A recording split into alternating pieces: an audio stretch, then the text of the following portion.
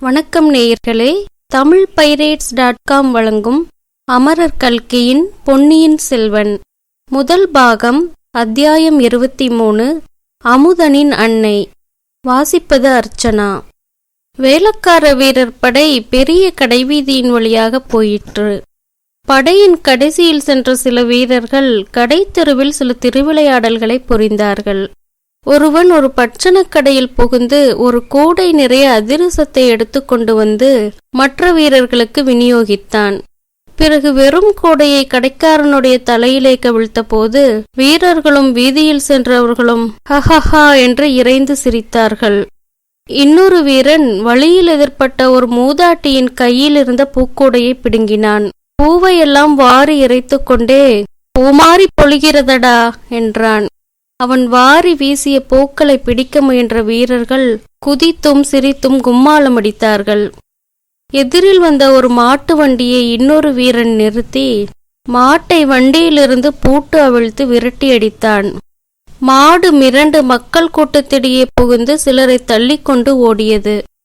மீண்டும் ஒரே கோலாகல சிரிப்புத்தான். இதையெல்லாம் பார்த்து கொண்டிருந்த வந்தியத்தேவன், ஆகா, பழுவேட்டரையரின் வீரர்களைப் போல் இவர்களும் விளையாடுகிறார்கள். இவர்களுடைய விளையாட்டு மற்றவர்களுக்கு வினையாகி இருக்கிறது. நல்ல வேளை இவர்களுடைய பார்வை நம் மீது விழாமல் இருக்கிறது. இல்லாவிடில் ஒரு சண்டை ஏற்பட்டிருக்கும், வந்த காரியம் கெட்டுப்போயிருக்கும் என்று எண்ணிக்கொண்டான். ஆனால் ஒரே ஒரு வித்தியாசமும் அவனுக்கு புலனாயிற்று. வேலக்கார படை வீரர்களின் விளையாடல்களை இங்குள்ள ஜனங்கள் அவ்வளவாக வெறுக்கவில்லை. அவர்களுடைய கொம்மாளத்தில் ஜனங்களும் சேர்ந்து சிரித்து குதூகலித்தார்கள். அதை பற்றி கேட்கலாம் என்று திரும்பி பார்த்தபோது பூக்குடலைகளுடன் நின்ற சிறுவனை வந்தியத்தேவன் காணவில்லை. கூட்டத்திலும் கோலாகலத்திலும் அந்த வாலிபன் எங்கேயோ போய்விட்டான். ஒருவேளை அவனுடைய வேலையை பார்க்க போயிருக்கக்கூடும். வேலக்காரப்படை மாலையில் கோட்டையிலிருந்து வெளியேறிய பிறகு மற்ற யாரையும் உள்ளே விடுவதில்லை என்று வந்தியத்தேவன் அறிந்து கொண்டான். இரவு பகல் எந்த நேரத்திலும் கோட்டைக்குள் பிரவேசிக்கும் உரிமை பெற்றவர்கள் அரச குடும்பத்தைச் சேர்ந்தவர்களும் அமைச்சர்களும் தண்ட நாயகர்களும் தான். பழுவேட்டரையரின் குடும்பத்தாருக்கும் அவ்வுரிமை உண்டு என்று வந்தியத்தேவன் தெரிந்து கொண்டான். எனவே ராத்திரியே கோட்டைக்குள் போக வேண்டுமென்ற உத்தேசம் அவனுக்கு மாறிவிட்டது. தன்னிடம் இருந்த இலச்சினை மோதிரத்தை காட்டி சோதனை செய்ய வந்தியத்தேவன் விரும்பவில்லை. அதைவிட இரவு கோட்டைக்கு வெளியிலேயே தங்கி நகரை சுற்றி பார்த்துவிட்டு நாளை உதயத்துக்கு பிறகு கோட்டைக்குள் செல்வதே நல்லது. ராத்திரியில் அப்படியே கோட்டைக்குள் பிரவேசித்தாலும் அரசரை தரிசித்து ஓலை கொடுப்பது இயலாத காரியமே அல்லவா? கோட்டை மதிலை சுற்றிலும் இருந்த வீதிகளின் வழியாக வந்தியத்தேவன் வேடிக்கை பார்த்து கொண்டே மெதுவாக சென்றான். அன்று பழகாத தூரம் பிரயாணம் செய்திருந்த அவனுடைய குதிரை மிக களைத்திருந்தது. சீக்கிரத்தில் அதற்கு ஓய்வு கொடுக்க வேண்டியதுதான். இல்லாவிடில் நாளைக்கு அவசியம் ஏற்படும் போது இக்குதிரையால் பயனில்லாமல் போய்விடும். வசதியாக தங்குவதற்கு ஓர் இடம் விரைவில் கண்டுபிடித்தாக வேண்டும். தஞ்சைபுரி அப்போது புதிதாக பல்கி பெருகி பறந்து வளர்ந்து கொண்டிருந்த நகரம்.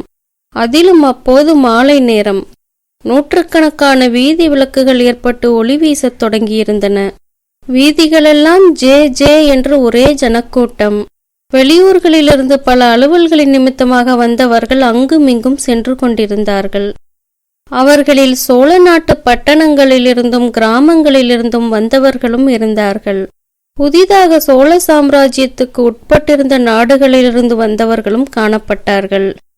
பொருணை நதியிலிருந்து பாலாற்றங்கரை வரையிலும் கீழே கடற்கரையிலிருந்து மேற்கு கடற்கரை வரையிலும் பரந்திருந்த தேசங்களிலிருந்து தலைநகருக்கு பலர் வந்திருந்தார்கள். விந்தியமலைக்கு வடக்கே இருந்து வந்தவர்களும் கடல் கடந்த நாடுகளிலிருந்து வந்தவர்களும் கூட சிலர் அம்மாநகரின் வீதிகளில் ஆங்காங்கே தோன்றினார்கள். ஆப்பம், அதிரசம் முதலிய தின்பண்டங்கள் விற்ற கடைகளில் மக்கள் ஈ மொய்ப்பது போல் மொய்த்து அப்பண்டங்களை வாங்கி கொண்டிருந்தார்கள். வாழைப்பழங்களும் வேறு பலவித கனிகளும் மலைமலையாக குவிந்து கிடந்தன. பூக்கடைகளை பற்றியோ சொல்ல வேண்டியதில்லை. முல்லையும் மல்லிகையும் திரு ஆத்தியும் செண்பகமும் புஷ்ப குன்றுகளைப் போல் காட்சி தந்தன. அந்த மலர் குன்றுகளைச் சுற்றி பெண்மணிகள் வண்டுகளைப் போல் ரீங்காரம் செய்து கொண்டு மொய்த்தார்கள். புஷ்ப கடைகளின் அருகில் சென்றதும் வந்தியத்தேவன் அந்த பூக்கார வாலிபனை நினைத்து கொண்டான். அவனை மறுபடியும் பார்க்க கூடுமானால் எவ்வளவு சௌகரியமாயிருக்கும். இந்த நகரில் வசதியாக தங்குவதற்கு ஓரிடம் அவனை கேட்டு தெரிந்து கொள்ளலாம் அல்லவா? இப்படி எண்ணிய போதே சற்று தூரத்தில் அந்த வாலிபன் வந்து கொண்டிருப்பதை வந்தியத்தேவன் கண்டான். குதிரையிலிருந்து இறங்கி அவனை அணுகினான். தம்பி, பூக்குடலைகளில் ஒன்றையும் காணோமே, பூவெல்லாம் எங்கே, விற்றாகிவிட்டதா என்றான். விற்பதற்காக நான் பூ கொண்டு வரவில்லை, கோயில் பூஜைக்காக பூ கொண்டு வந்தேன். பூவை கொடுத்தாகிவிட்டது, வீட்டுக்கு திரும்பி போகிறேன். எந்த கோயிலுக்கு நீ இந்த புஷ்ப கைங்கரியம் செய்கிறாய்? தளிக்குளத்தார் ஆலயம் என்று கேட்டதுண்டா?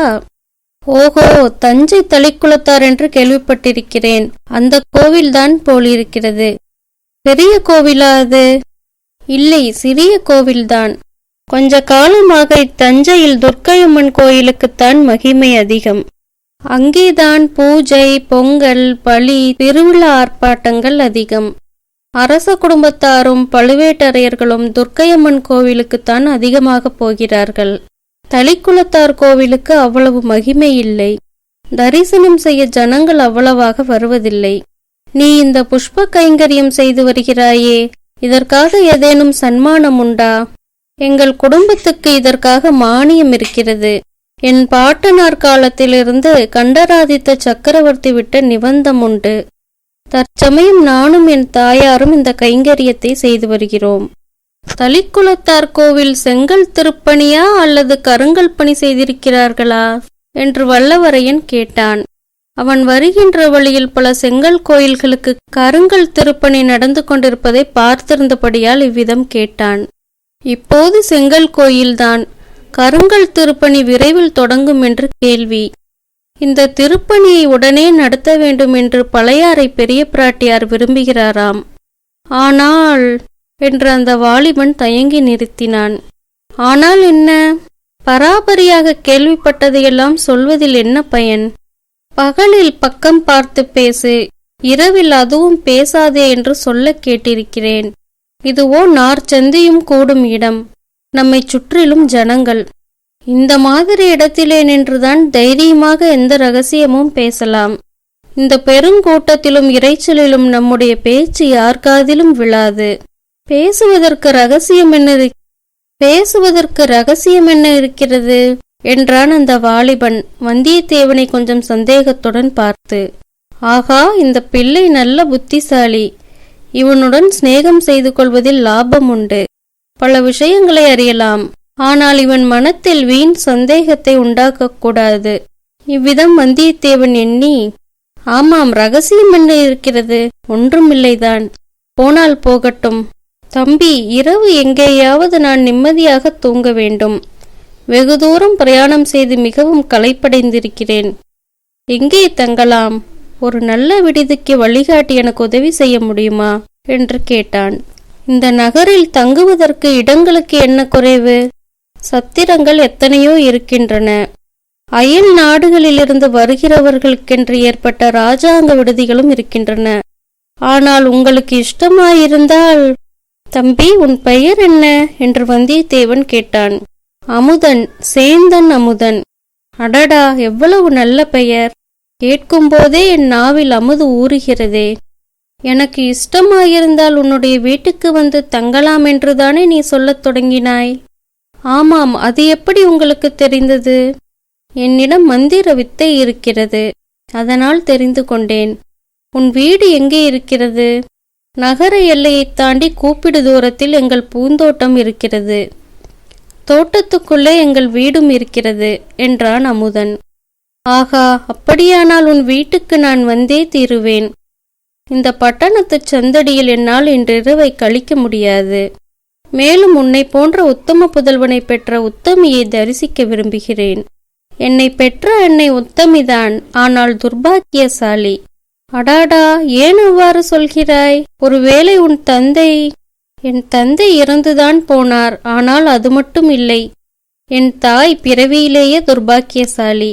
பார்த்தால் தெரிந்து கொள்வீர்கள். வாருங்கள், போகலாம். அரை நாளிகை நேரம் நடந்து அவர்கள் நகர்ப்புறத்துக்கு அப்பால் இருந்த பூந்தோட்டத்துக்கு வந்து சேர்ந்தார்கள். இரவில் மலரும் பூக்களின் இனிய மனம் வந்தியத்தேவனுக்கு அபூர்வ சுக மயக்கத்தை உண்டாக்கியது. நகரத்தின் வீதிகளில் எழுந்த கோலாகல இரைச்சலும் சந்தடியும் அங்கே அவ்வளவாக கேட்கவில்லை. பூந்தோட்டத்தின் மத்தியில் ஓட்டு வீடு ஒன்று இருந்தது. பக்கத்தில் 2 குடிசைகள் இருந்தன. தோட்ட வேளையில் உதவி செய்ய 2 குடும்பத்தார் அக்குடிசைகளில் இருந்தார்கள். அவர்களில் ஒருவனை அமுதன் அழைத்து வந்தியத்தேவனுடைய குதிரைக்கு தீனி வைத்து மரத்தில் கட்டி வைக்கும்படி கூறினான். பிறகு வீட்டுக்குள் அழைத்துச் சென்றான். அமுதனுடைய தாயாரை பார்த்ததும் வந்தியத்தேவனுக்கு அவளுடைய துர்பாக்கியம் இத்தகையது என்று தெரிந்துவிட்டது. அந்த மூதாட்டி பேசும் சக்தியற்ற ஊமை, காதும் கேளாது என்று தெரிந்தது. ஆனால் அந்த மாதரசியின் முகத்தில் கருணையும் அன்பும் நிறைந்து ததும்பியதை வந்தியத்தேவன் கண்டான். கூரிய அறிவின் ஒளியும் அம்முகத்திலிருந்து வீசியது. பொதுவாக ஏதாவது ஒரு அங்கத்தில் ஊனமுள்ளவர்கள் மற்றபடி சிறந்த அறிவு கூர்மையுள்ளவர்களாக விளங்குவது சிருஷ்டி விசித்திரங்களில் ஒன்று அல்லவா? அமுதன் சில சமிக்ஞைகள் செய்ததும் அந்த மூதாட்டி வந்திருப்பவன் அயல் தேசத்திலிருந்து வந்த விருந்தாளி என்று தெரிந்து கொண்டாள். முகபாவத்தினாலேயே தன்னுடைய பரிவையும் வரவேற்பையும் தெரிவித்தாள். சற்று நேரத்துக்கெல்லாம் இலை போட்டு அந்த அம்மாள் உணவு பரிமாறினாள். முதலில் இடியாப்பமும் இனிப்பான தேங்காய்ப்பாலும் வந்தன. அந்த மாதிரி இனிய பலகாரத்தை வந்தியத்தேவன் தன் வாழ்நாளில் அருந்தியதில்லை. 10-12 இடியாப்பமும் அரைப்படி தேங்காய்ப்பாலும் சாப்பிட்டான். பிறகு புளிக்கறியும் சோளமா பணியாரமும் வந்தன. அவற்றையும் ஒரு கை பார்த்தான். அப்படியும் அவன் பசி அடங்கவில்லை. கடைசியாக 1/4 படி அரிசிச்சோறும் அரைப்படி தயிரும் நுங்கினான். பிறகுதான் அவன் இலையிலிருந்து எழுந்தான். சாப்பிடும்போதே சில விஷயங்களை அமுதனிடம் கேட்டு தெரிந்து கொண்டான். தஞ்சை கோட்டைக்குள்ளே அப்போது சுந்தர சோழ சக்கரவர்த்தியையும் அவருடைய அரண்மனை பரிவாரங்களையும் தவிர இன்னும் முக்கியமாக யார் யார் இருக்கிறார்கள் என்று விசாரித்தான். பெரிய பழுவேட்டரையர், சின்ன பழுவேட்டரையர் இவர்களின் மாளிகைகளும் பரிவாரங்களும் அங்கு இருந்தன. தன பொக்கிஷம், தானிய பண்டாரம் 2ம் கோட்டைக்குள் இருந்தபடியால் அவற்றை பரிபாலிக்கும் அதிகாரிகளும் கணக்கர்களும் இருந்தார்கள். சுந்தர சோழரின் அந்தரங்க நம்பிக்கைக்கும் அபிமானத்துக்கும் பாத்திரமான அனிருத்த பிரம்மராயர் எனும் அமைச்சரும் திருமந்திர ஓலை நாயகரும் கோட்டைக்குள்ளேதான் வசித்தார்கள். மற்றும் சின்ன பழுவேட்டரையரின் தலைமையில் தஞ்சை கோட்டையை காவல் புரிந்த வீரர்களும் அவர்களுடைய குடும்பத்தாரும் அங்கேயே தங்கியிருந்தார்கள். பொன் வெள்ளி நகை வியாபாரிகளும் நவரத்தின வியாபாரிகளும் பொன் ஆசாரிகளும் கோட்டைக்குள் இடமளிக்கப்பட்டிருந்தார்கள். பெரிய பழுவேட்டரையரின் கீழ் வரி விதிக்கும் வேலை பார்த்த 100கணக்கான அலுவலாளர் இருந்தனர். துர்க்கையம்மன் கோயில் கோட்டைக்குள்ளேதான் ஒரு மூலையில் இருந்தது. கோவில் பூசாரிகளும் பணிவிடையாளரும் கணிகையரும் கோவிலுக்கு அருகில் குடியிருந்தார்கள். இதையெல்லாம் தெரிந்து கொண்ட பிறகு அமைச்சர்கள் அனைவரும் தற்சமயம் கோட்டையில் இருக்கிறார்களா என்று வந்தியத்தேவன் கேட்டான். எல்லாரும் எப்படி இருப்பார்கள்? பற்பல காரியமாக வெளியிலே போய்கொண்டும் வந்து கொண்டும் தான் இருப்பார்கள். அனிருத்த பிரம்மராயர் சில காலமாகவே நகரில் இல்லை. அவர் சேரநாடு சென்று இருப்பதாக கேள்வி. பெரிய பழுவேட்டரையர் 4 தினங்களுக்கு முன்னால் வெளியே சென்றார். கொள்ளிடத்துக்கு வடக்கே நடுநாட்டுக்கு சென்றதாக கேள்வி. போனவர் ஒருவேளை திரும்பி வந்திருக்கலாம் அல்லவா? உனக்கு தெரியாதாக்கும். இன்று சாயங்காலம் பழுவூர் இளையராணியின் பல்லக்கு வந்தது. கோட்டை வாசலில் நானே பார்த்தேன். ஆனால் பழுவேட்டரையர் வரவில்லை. ஒருவேளை வழியில் எங்கேனும் தங்கிவிட்டு நாளை வரக்கூடும். தம்பி, இளவரசர் மதுராந்தகத்தேவன் கோட்டைக்குள்ளேதானே தங்கியிருக்கிறார்? ஆமாம், பழுவேட்டரையரின் அரண்மனைக்கு பக்கத்தில் மதுராந்தகரின் மாளிகை இருக்கிறது. சின்ன பழுவேட்டரையரின் திருமகளை மனம் புரிந்த மருகர் அல்லவா? ஓஹோ, அதுவும் அப்படியா? எனக்கு இதுவரையில் தெரியாதே. ரொம்ப பேருக்கு தெரியாதுதான். சக்கரவர்த்தியின் தேக அசௌகரியத்தை முன்னிட்டு திருமணத்தை கோலாகலமாக நடத்தவில்லை. நல்லது. மதுராந்தகத்தேவர் இப்போது கோட்டைக்குள்ளேதானே இருக்கிறார்? கோட்டைக்குள்ளேதான் இருக்க வேண்டும். ஆனால் மதுராந்தகத்தேவன் சாதாரணமாக வெளியில் வருவதில்லை. மக்கள் அவரை பார்க்க முடிகிறதும் இல்லை. சிவபக்தியில் ஈடுபட்டு பெரும்பாலும் யோகத்திலும் தியானத்திலும் பூஜையிலும் காலங்கழிப்பதாக கேள்வி. ஆனாலும் இத்தனை நாளைக்கு பிறகு கல்யாணம் செய்து கொண்டிருக்கிறாரே. ஆமாம், அது கொஞ்சம் வியப்பான காரியம்தான். கல்யாணத்துக்கு பிறகு மாப்பிள்ளை தேவரின் மனமே மாறிப்போயிருப்பதாயும் சொல்கிறார்கள். நமக்கென்ன அதை பற்றி? பெரிய இடத்து பேச்சு பேசாமல் இருப்பதே நல்லது. சேந்தன் அமுதனிடம் இன்னும் பல விஷயங்களை கேட்டு தெரிந்து கொள்ளும் ஆவல் வந்தியத்தேவனுக்கு இருந்தது. ஆனால் அதிகமாக ஏதேனும் கேட்டு சந்தேகத்தை கிளப்பி விட அவன் விரும்பவில்லை. இத்தகைய சாது பிள்ளையின் சிநேகம் தனக்கு பேருதவியாயிருக்கும். தஞ்சையில் தங்க இம்மாதிரி ஒரு வீடு அகப்பட்டதும் தன்னுடைய அதிர்ஷ்டந்தான். அதையெல்லாம் கெடுத்துக்கொள்வானேன்? மேலும் நீண்ட பிரயாண களைப்புடன் முதல் நாள் இரவு கண் விழித்ததும் சேர்ந்து கொண்டது. கண்ணை சுழற்றி கொண்டு தூக்கம் வந்தது. சேந்தன் அமுதன் அவனுடைய நிலையை அறிந்து விரைவில் படுக்கை போட்டு கொடுத்தான். தூக்க மயக்கத்தில் கடைசியாக வந்தியத்தேவனுடைய மனத்தில் பழுவூர் இளையராணியின் திருமுகம் வந்தது. அப்பப்பா, என்ன அழகு, என்ன ஜொலிப்பு! அந்த மாய மோகன வடிவத்தை திடீரென்று அவன் பார்த்ததும் அடியோடு செயல் இழந்து கண் கொட்டாமல் திகைத்து நின்றது இன்னொரு அனுபவத்தை அவனுக்கு நினைவூட்டியது.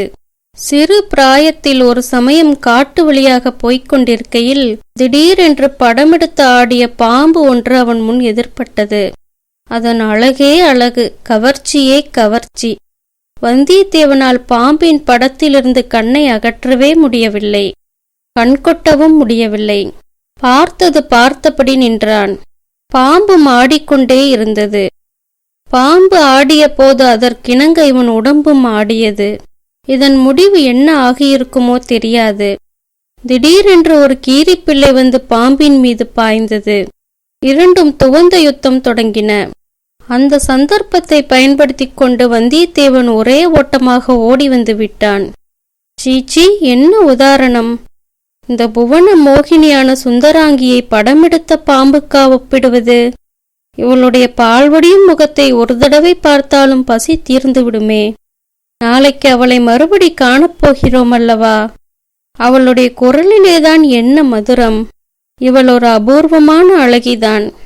ஆனால் குடந்தை ஜோதிடர் வீட்டிலும் அரிசிலாற்றங்கரையிலும் பார்த்த அந்த இன்னொரு பெண், அவளுடைய முகத்திலும் காந்தி ஒளிவிட்டது, அழகு சுடர்விட்டு. இரண்டு முகங்களும் சுந்தர முகங்களாயினும் அவற்றுக்குள் எத்தனை வேற்றுமை! அதில் கம்பீரமும் பெருந்தன்மையும், இதில் மோகனமும் கவர்ச்சியும். இப்படி அவன் உள்ளம் அந்த இரு மங்கையரின் முகங்களையும் ஒப்பிட்டுக் கொண்டிருந்த போது மற்றொரு மங்கை வந்து குறுக்கிட்டாள்.